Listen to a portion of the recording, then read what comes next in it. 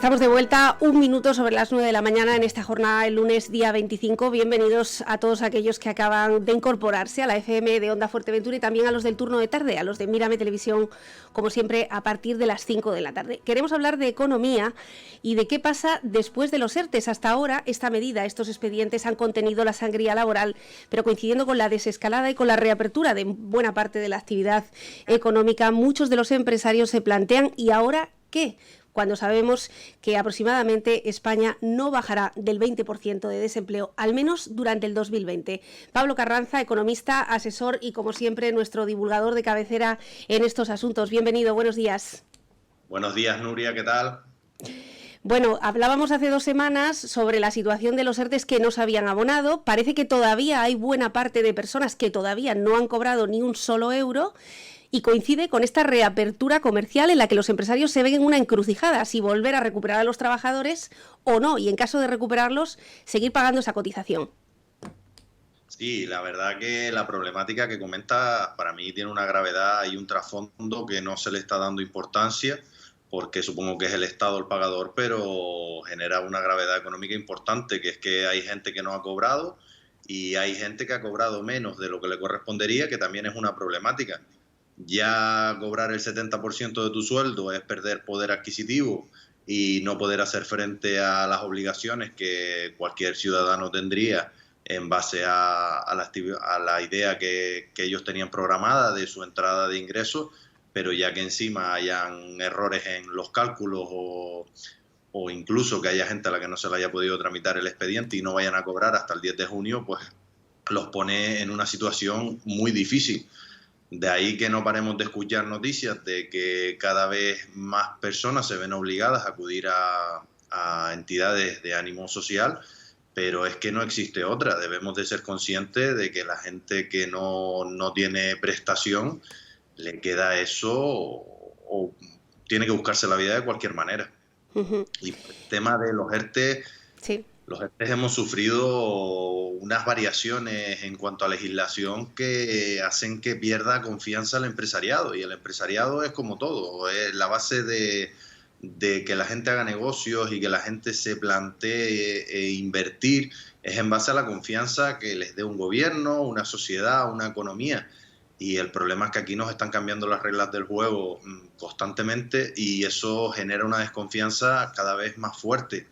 Por un lado, no hemos terminado de ver que todos nuestros trabajadores que están en un ERTE tienen solucionadas sus prestaciones, porque, claro, una persona que, puedes imaginarte, una persona que lleva 2 meses y medio sin cobrar, pues te puede llamar 10 veces al día preguntando si sabemos exactamente el día que va a cobrar, sin poder darle solución a eso.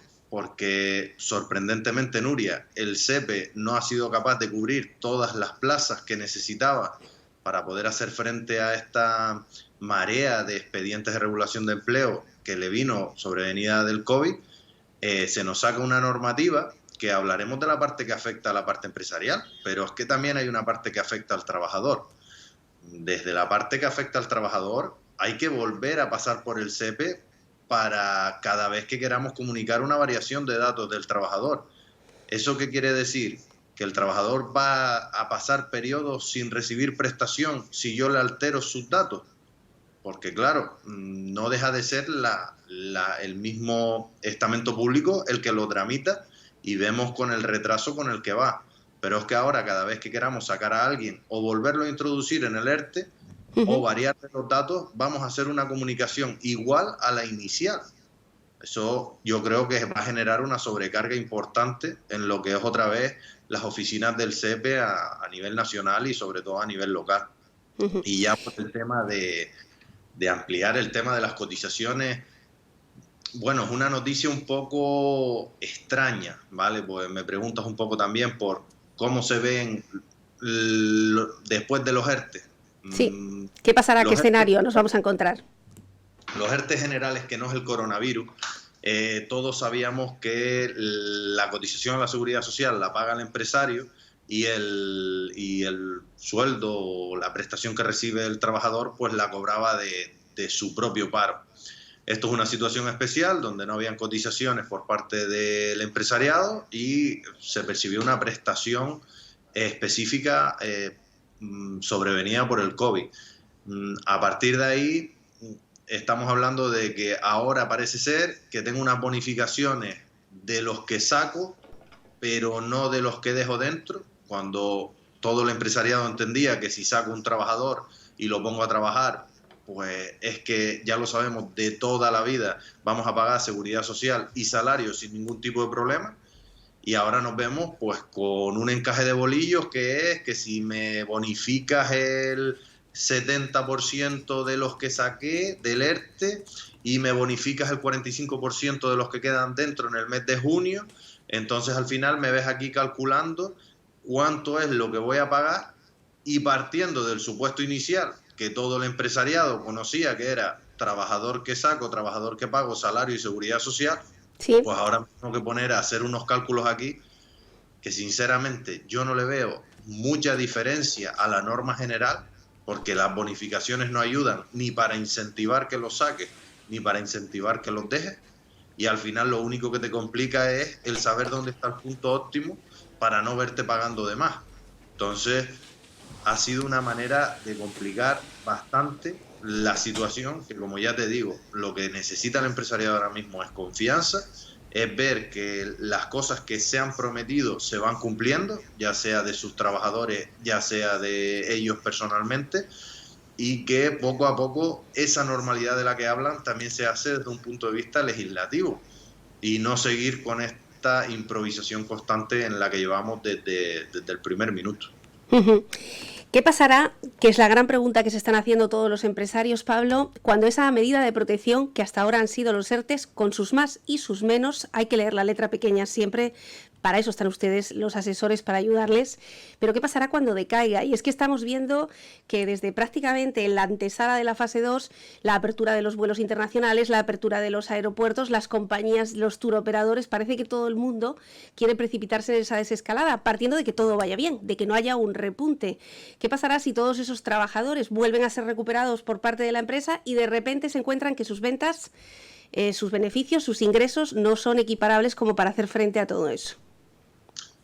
Nuria, en ese sentido, el ERTE ya se ha descolgado de lo que es el estado de alarma y ya está puesta fecha como mínimo hasta el 30 de junio. Eso sí es verdad que es una medida que se ha agradecido desde el empresariado porque al menos nos permite trabajar con un margen y no estar pendientes aquí constantemente de lo que era el estado de alarma. Y imagínate los nervios ahora, sobre todo en las últimas negociaciones, que parecía que te podías levantar el lunes y haberte quedado sin el ERTE o tener que buscar solución a que todos tus trabajadores pasan activos. Entonces, hasta el 30 de junio tenemos claro que se van a mantener estos ERTE. Se escucha y se comenta desde el Ministerio que es una fecha. De hecho, en el BOE ya recogía la posibilidad de que esto solo fuera una fecha testimonial, que podía procederse a ampliarse sin ningún tipo de problema. Porque lo que está claro es que lo que estamos viendo con la apertura de la fase 1 sobre a nivel local es que el consumo interno no es capaz de demandar toda la oferta que hay, ya sea de hostelería, ya sea de comercio. Nosotros, nos gusta o no, nuestro motor temporal podría ser la obra pública, pero tiene que ser temporal porque nuestro verdadero motor es el turismo.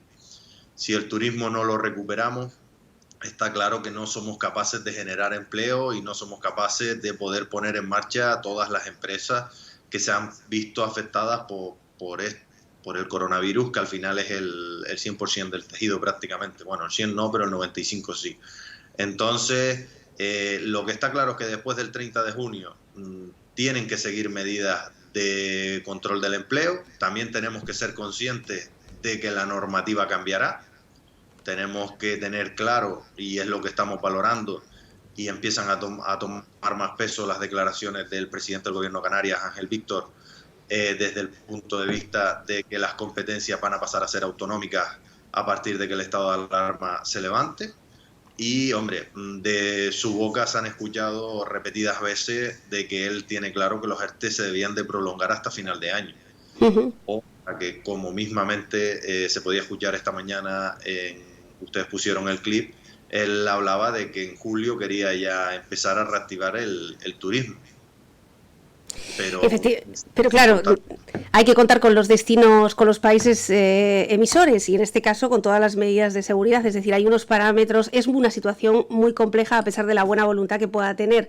En Canarias se está hablando, ayer mismo el propio presidente tenía una entrevista amplia sobre esto en La Sexta, nada más y nada menos, para hablar sobre las necesidades de Canarias, sobre las necesidades económicas de este archipiélago que depende pues prácticamente del turismo y que se tuviera en cuenta. En caso de que esos ERTES no se extiendan hasta diciembre, Pablo, ¿veremos una oleada de despidos masivos por parte de los empresarios?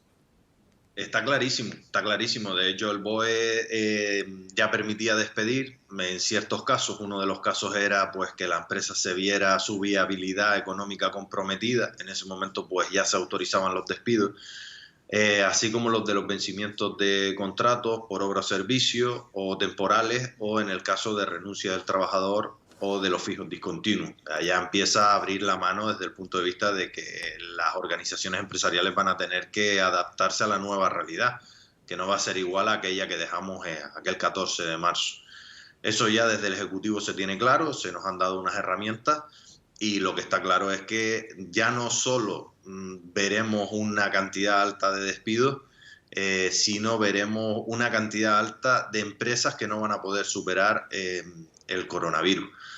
Nos guste o no, si no hay demanda, no tiene sentido generar oferta. La ley de la oferta y la demanda es la que basa el capitalismo, y nos guste o no, la oferta va a estar desmedida siempre y cuando no seamos capaces de incentivar la demanda. La demanda interna tiene un tope y a partir de ahí necesitamos la externa. En Puerto del Rosario hay una sensación de un poco más de normalidad, pero zonas como Corralejo, Castillo o Jandía, se te cae el alma a los pies. Cuando entras por ahí, a mí que me ha tocado visitarla por mi trabajo en estos días, sinceramente esto no repunta. No ves el movimiento típico de Corralejo, de Caleta de Fuste, y ya bueno, ya entrar en la avenida de Jandía es venirte abajo. Pero bueno, todo depende del turismo. Por lo menos tenemos identificado cuál es el problema, dónde podría radicar la solución, y si es verdad que hace falta esa confianza también, como en todo, igual que en los negocios, para que venga el turismo y sepa que seamos un destino seguro y volver a incrementar la demanda. Desde luego que sí. A pesar de todo eso y a pesar de ese escenario sin turismo todavía, son muchas las empresas que tú manejas desde tu despacho que se han decidido a reabrir sus puertas ahora en la fase 2, coincidiendo hoy con esta apertura, o todavía muestran un poco de resistencia. Bueno, pues tengo de los dos casos, Nuria, la verdad. Tengo las zonas turísticas, pues prácticamente te puedo decir que les da absolutamente igual, o sea, están simplemente centrados a que turísticamente lleguen noticias positivas y están esperando, pero totalmente con una tranquilidad pasmosa, o sea, no están nada preocupados, saben cuál es su motor y hasta que no se dé no van a mover nada. Y desde el punto de vista de las empresas, pues ya sean de las zonas menos turísticas, sí es verdad que la gente tiene muchas ganas, tiene ganas de volver, pero también es verdad que hasta cierto punto, ya que la viabilidad de los negocios, las dudas de la capacidad económica que tiene la gente, porque sí, la gente está saliendo a la calle, ha respondido bastante bien, pero no llega a tener volumen porque incluso la gente no tiene esa confianza, no tiene confianza de qué va a pasar, como dices tú, si el 30 de junio me tienen que parar, si ya incluso mi empresa no hizo ERTE y ya consumí 3 meses de paro, ¿qué me queda? ¿Voy a tener la reducción dentro de 3 meses? Se plantean situaciones complicadas, entonces falta esa seguridad desde el punto de vista empresarial. Yo creo que abriremos con el 50% de las empresas que dan servicio a nivel local y dentro de ellas pues con menos del 50% de la capacidad productiva. Todo el mundo está un poquito cauto, es verdad que es lo que en estos momentos pues se receta, que es cautela, ver cómo se comporta el mercado y dejar que camine. Sí es verdad que cuando se abrió la fase 1 Te puedo hablar de que hubo una festividad, un boom, llamémoslo como queramos. Aquel lunes fue espectacular desde el punto de vista de la hostelería, Sí. pero sí es verdad que era simplemente pues esas ganas que tenía la población de salir de casa y disfrutar un poco de estar fuera. Ya Ujú. después, martes, ya se iba volviendo más a la normalidad, miércoles, jueves, y ya a partir de ahí pues ha habido ya una tranquilidad y un aplanamiento de la línea donde ya más o menos se vuelve a la normalidad y a trabajar al mismo nivel día tras día. Bueno, pues es precisamente lo que están pidiendo también esa asociación recién constituida de autónomos de Fuerteventura, que recoge a todos los sectores y que hoy estaban enviando un mensaje principalmente a la ciudadanía que por primera vez se acerque a sus establecimientos pidiendo un poquito de condescendencia en caso de que vean algo que no está estrictamente en el cumplimiento de la ley. No hagan vídeos, no hagan fotografías, decían, no lo envíen a los medios de comunicación, hablen con nosotros e intentaremos sacarlo hacia adelante. Es el temor lógico de los empresarios hosteleros a no cumplir con algo y que aquello de repente se desbarajuste. Desde luego que en ese miedo, en esos desajustes, estamos todos. Pablo, una última pregunta, que es la pregunta estrella de nuestro WhatsApp prácticamente casi todos los días. No hemos cobrado el ERTE todavía, lo hemos mencionado al principio de esta entrevista. ¿Qué fecha máxima prevén ustedes que lo voy a cobrar? ¿Has dicho 10 de junio? Nosotros tenemos como la del 10 de junio como la fecha tope. Entendemos que ya que se pase del 10 de junio tiene que haber un problema de fondo que pondría sinceramente en grave riesgo a la situación de todos, tanto de los que han cobrado como de los que no, porque ya ha habido tiempo suficiente, nos han llegado los requerimientos de la información que faltaba y lo que sí me gustaría sería comentarle a la gente de que se ha dicho por ahí, incluso desde el Ministerio, de que esto también está afectado por que las empresas no han comunicado los datos correctamente, que yo no creo que sea el empresariado, que hay que ponerse también en la piel del personal del SEPE, que lleva una carga de trabajo impresionante, pero no tiene que ver con el empresariado, tiene que ver con las prisas, tiene que ver con la falta de medios desde el SEPE y que tienen que ser ellos los que lo vayan resolviendo. Nosotros entendemos que el 10 de junio pues tiene que estar todo, tiene que ir volviéndose a la normalidad. Como te comentaba, el BOE que habla de las cotizaciones y de cómo se va a sacar a personal del ERTE, que salió a posteriori de que actividades pues ya estuvieran en marcha, habla de que hay que volver a enviar documentación al SEPE y ellos tramitarla. Entonces entiendo que tienen que el título inicial de los ERTE para poder seguir avanzando. Y bueno, desde ese punto pues me gustaría comentarte también que a esa asociación, pues igual que la Asociación de Trabajadores Autónomos, reclama pues la ayuda del 30% del gobierno de Canarias, que esa pues también se está viendo frenada, no está llegando. Se nos ha informado desde ATA y desde AGE, desde la Asociación de Jóvenes Empresarios, pues se nos informa de que ya no la va a cobrar la totalidad de las actividades, sino solo aquellas, habló de la ayuda del 30% del gobierno de Canarias, que complementaba el 70% del Estado. La van a cobrar aquellas actividades que se hubieran visto obligadas al cierre, no aquellas que tenían una disminución de su facturación del 75%. Uh-huh. Entonces, ya también contaba gente con esa ayuda y ya por lo que, bueno, desde la consejería se nos dice que van a llegar otras baterías de ayuda, pero en esta nos dejan fuera. Dejan fuera un sector importante, bastante gente, Nuria, se va a quedar fuera y tenemos que ser conscientes que los autónomos que cotizaban por la base mínima van a sobrevivir con 660 euros al mes. 660 euros al mes es complicado si tienes que pagar un alquiler y como tengas familia y dependa de ti, vamos a ver una situación también complicada. Vamos a empezar a ver complicaciones y eso no nos quita de que hay gente que va a abrir por necesidad, pero abrir por necesidad cuando no tienes demanda, no sé si es contraproducente, pero lo que sí está claro es que hemos recibido como un jarro de agua fría esa noticia. La asociación pues ya empezará a darse cuenta de ello y después por otro lado pues está que no llegan resoluciones de ese 30%. A los que sí les corresponde pues tampoco están llegando las resoluciones y bueno, son ayudas que la gente cuenta y que al final no permite que se ponga en marcha esa capacidad económica. Y ya haciendo alusión, que me gustaría comentarte también, Nuria, Sí. a lo que se estaba hablando con anterioridad y con la noticia que nos hemos despertado, que es con estas diferencias entre educación y esta falta de legislación por parte de educación para poner en marcha colegios y demás, tenemos que ser conscientes de que necesitamos conciliar la vida familiar y profesional, y que hay gente que va a ser llamada de sus ERTEs a sus puestos de trabajo que a lo mejor tienen 1 o 2 niños en casa y no tienen la capacidad de dejárselos a nadie. Esa es una situación que se va a dar grave.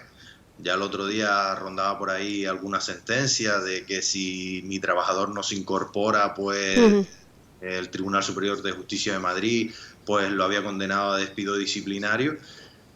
Nuria, tenemos que buscar una solución. Habrá gente que quiere ir a trabajar, pero es que ahora mismo hacer teletrabajo desde casa es bastante complicado. Ya se ha manifestado pues muchísima gente, pero es que hay trabajos que no se pueden teletrabajar, tienes que ser presencial. Y si encima desde educación, en vez de tener un planning claro de cómo van a abrir las guarderías, cómo van a abrir las escuelas infantiles, cómo van a abrir los colegios en su...